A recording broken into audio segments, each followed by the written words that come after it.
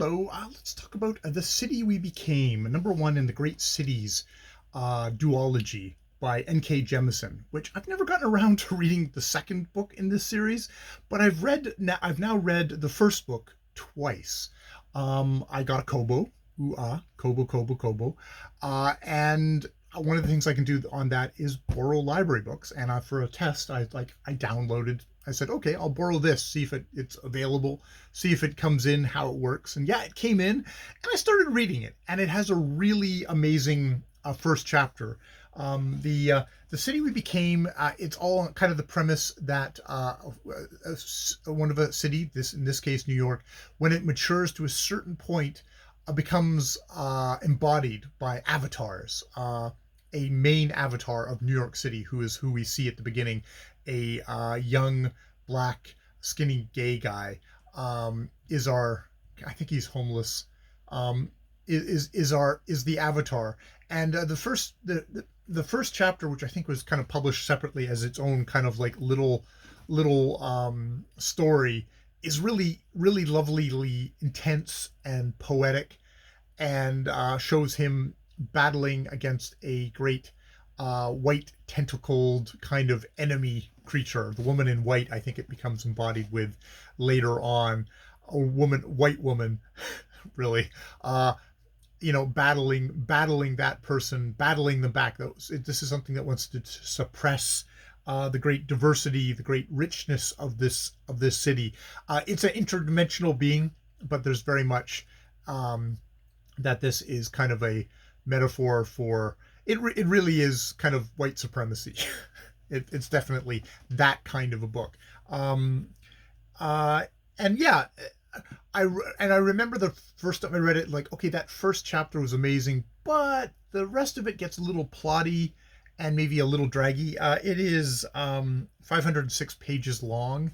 It does feel like maybe this is a book that would have benefited from maybe just being one entire story in 506 pages, if I dare say. We go through she unpacks the book out, all the boroughs, but by the end of the first chapter, the avatar of New York himself, he is in a coma. I don't know if he's in a coma at the end of the chapter, but he's basically in a coma, and all the avatars for the boroughs, Manhattan specifically, who loves New York in a way that is like, I want to sacrifice myself for him. I want to protect him. I want to love him. There's Manhattan. There's Brooklyn, Bronca. There is Queens, and then there's Staten Island. And probably fairly enough, Staten Island is a white suburb kind of borough of New York City, and is politically probably on very much a different side than the rest of New York. Is right wing, is a Republican thing, where I don't know if you would call the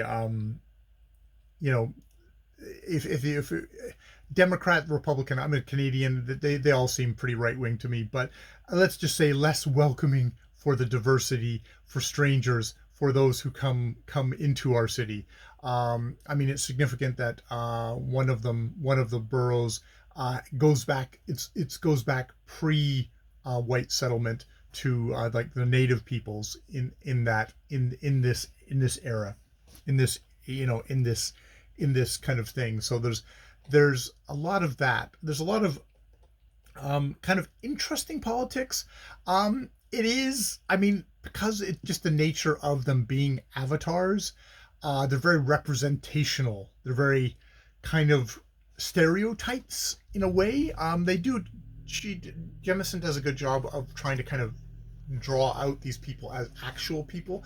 Don't know how successful she is with that with Staten Island. You can tell. I mean, she is a black writer writing in America, that she doesn't have a lot of sympathy for what she feels like. Okay, there's an enemy from without, but there's this there's are you going to be an ally, or are you going to side with the enemy?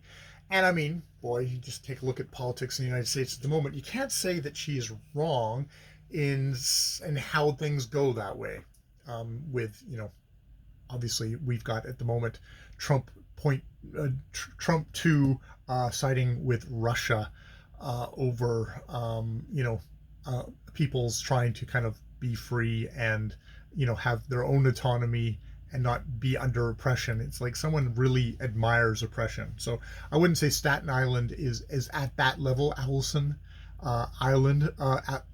isn't quite that level of thing, but she's pretty pathetic. So yeah, I enjoyed reading it again. Again, I get to the end of it and I feel like I've read the whole story. Like, I don't know if I don't feel like I have a great desire to go on to the second one.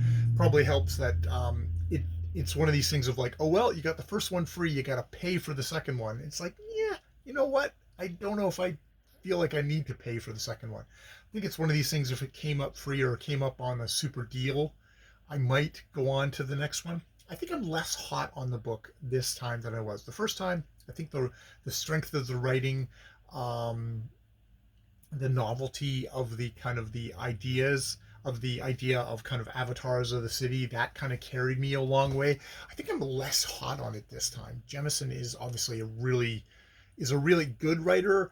I feel like it feels somewhat, but I feel like I've heard everything I need to hear about it this time along. So yeah, that is I'm gonna wake up my Kobo. That is The City We Became by N.K. Jemisin, which you probably can't even really see in focus there. I will talk to you more later.